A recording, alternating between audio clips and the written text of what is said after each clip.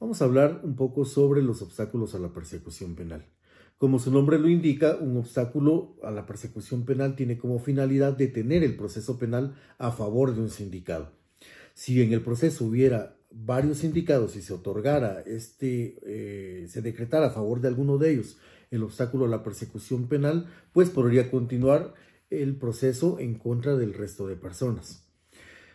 Los obstáculos a la persecución penal están regulados en los artículos 291 a 296 del Código Procesal Penal. ¿Cómo se tramitan?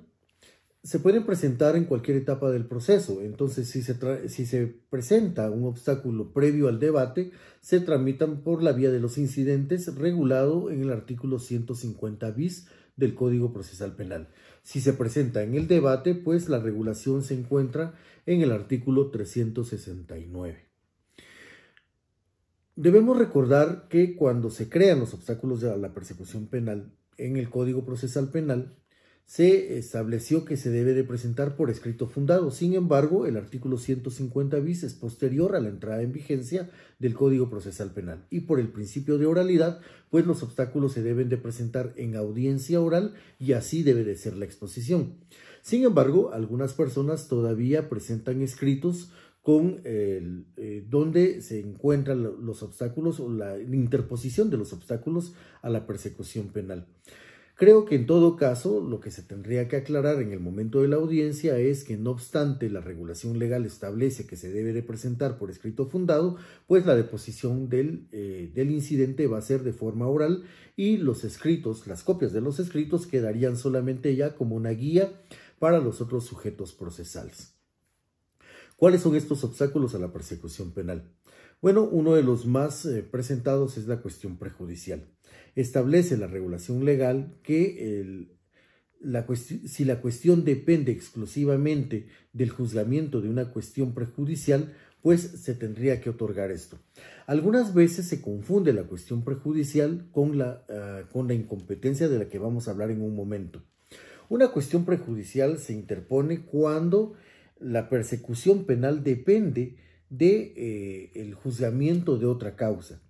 Por ejemplo, el artículo 453 del Código Penal establece que se puede presentar la denuncia por acusación o denuncia falsa cuando en sobreseimiento o en sentencia absolutoria se determine que se presentó de forma calumniosa la acusación o denuncia falsa. Yo no puedo, por ejemplo, si a mí me denunciaran por algún delito y yo considero que es una denuncia falsa, no puedo presentar una denuncia por acusación y denuncia falsa en contra de la otra persona para contraatacarlo. Si presentara esta denuncia y el proceso avanza, pues la persona que me denunció puede presentar una cuestión prejudicial manifestando que previo a que se continúe con el avance de la investigación, se tendría que tener primero la declaración de un juez en sobreseimiento o en sentencia que la denuncia que presentó en mi contra era notoriamente calumniosa. Por ejemplo, también yo no puedo estar dentro de un proceso y ver que una persona mintió y cometió perjurio y presentar inmediatamente una denuncia. En todo caso, si una persona en cualquier tipo de proceso juró decir la verdad, tendría que esperar a que se termine ese proceso y que el juez establezca la posibilidad de que la persona mintió e incluso que se certificara lo conducente para poder iniciar una denuncia en contra de un proceso en contra de esta persona. Si en algún momento alguna denuncia es presentada y esta avanza, pues la persona puede presentar una cuestión prejudicial alegando precisamente que para que pueda ser juzgado depende esta causa del juzgamiento de otra igual o similar. Esa es la cuestión prejudicial. El otro de los obstáculos a la persecución penal es el antejuicio. Del antejuicio hemos hablado un poco en clases anteriores, está regulado en el artículo 293 del Código Procesal Penal. Como se explicó en una clase anterior, el antejuicio es un derecho que deviene de la Constitución y se establece ya en la ley de la materia. Es un derecho que le asiste a ciertos funcionarios públicos para que no se pueda continuar con la persecución penal en contra de ellos por su cargo. Ojo con esta parte, recalco lo que hablamos en alguna clase, no se puede renunciar al antejuicio.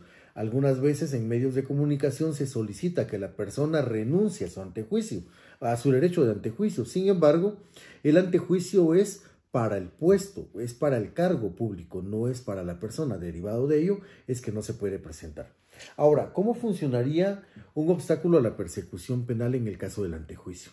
Si a una persona la denuncian, por ejemplo, previo a las elecciones, esta persona puede, por cualquier tipo de delito, tener un proceso en su contra.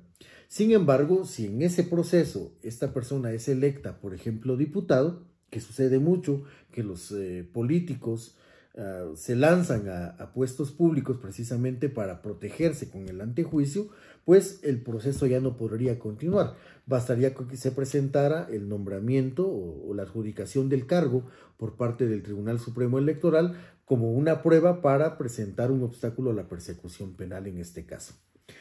Otro de los obstáculos a la persecución penal son las excepciones.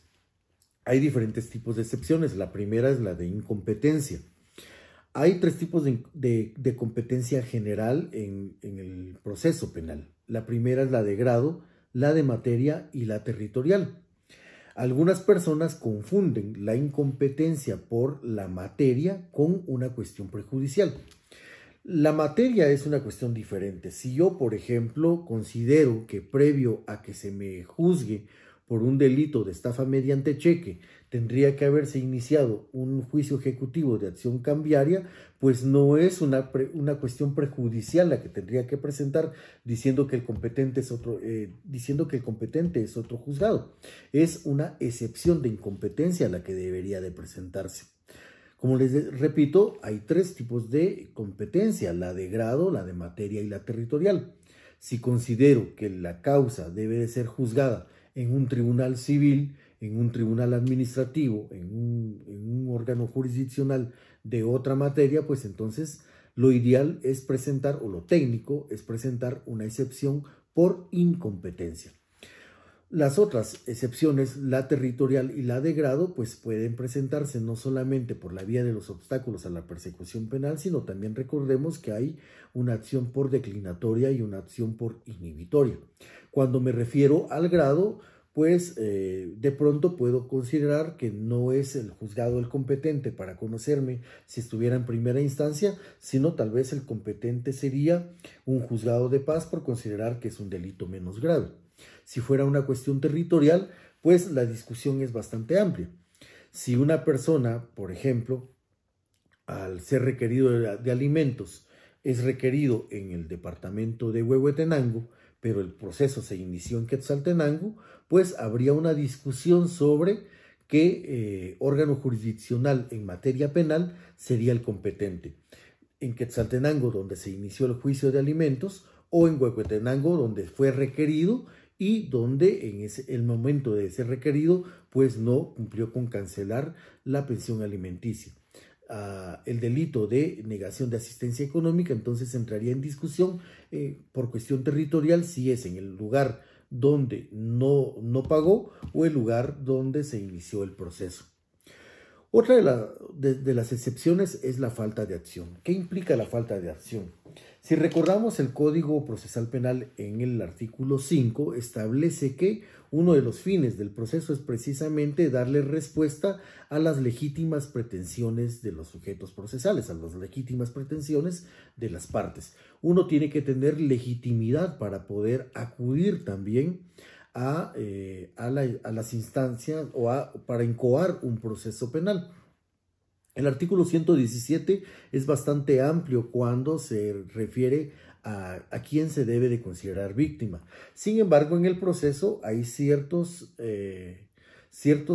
momentos en los que la víctima o cualquier otra persona debe de actuar. Si en algún momento dejó de actuar, abandonó la causa, pues lo que se puede presentar es una falta de acción manifestando que la persona o la institución no es legítima para estar dentro del proceso. Un ejemplo: si en algún momento se inicia un proceso y se considera que hay conflicto de intereses y entre los padres y un menor de edad, pues la Procuraduría General de la Nación tendría que intervenir como querellante adhesivo. Sin embargo, si en el proceso se determina que no existe tal conflicto de intereses y la Procuraduría General de la Nación continúa como querellante adhesivo, pues la defensa podría presentar una excepción de falta de acción en contra del querellante adhesivo, en este caso la Procuraduría General de la Nación, para solicitarle en todo caso al juez el apartamiento de la persona del proceso penal. Bueno, la otra de las excepciones es la extinción a la persecución penal o a la pretensión civil. Cuando se habla de la pretensión civil es bastante interesante porque la pretensión civil está configurada dentro del artículo 124 del Código Procesal Penal cuando se refiere a la reparación digna. Sin embargo, los procesos tardan mucho tiempo, los procesos penales pueden tardar incluso años. ¿Qué pasaría si una persona pretende realizar una acción civil, es decir, la reparación digna dentro de un proceso? Habría una interesante discusión, sobre todo por varios aspectos. El artículo 1673 del Código Civil establece que prescribe la acción por daños y perjuicios derivado de un delito en el término de un año. Luego, el artículo 1513 del Código Civil también establece que prescribe la acción un año después de la sentencia. Por otra parte, habría que tener una discusión a partir del artículo 124 del Código Procesal Penal cuando se establece la reparación digna. Por supuesto, esta es una cuestión que va a depender de cada uno de los procesos. Si la sentencia está firme en algún momento, pues se tiene solamente un año para poder ejecutarla. Sin embargo, incluso esto ya no es discusión del procedimiento común, sino es una discusión posterior en un proceso de ejecución. Como les decía, depende mucho del proceso en el que estemos, sin embargo, podría hacerse la discusión. La otra, la más general, la más común, es la presentación de una excepción por la extinción de la persecución penal. Aquí estamos hablando de las causas de extinción del proceso penal reguladas en el artículo 32 del Código Procesal Penal y 101 del Código Penal. Para recapitular, los obstáculos a la persecución penal se presentan por la vía incidental, previo al debate por el artículo 150 bis, posterior al debate o en el debate, mejor dicho, por el artículo 369. Son tres: la cuestión prejudicial, que no hay que confundir con una excepción de incompetencia, el antejuicio y las excepciones. Las excepciones se dividen en incompetencia, falta de acción y extinción de la persecución penal o la persecución civil. Muchas gracias.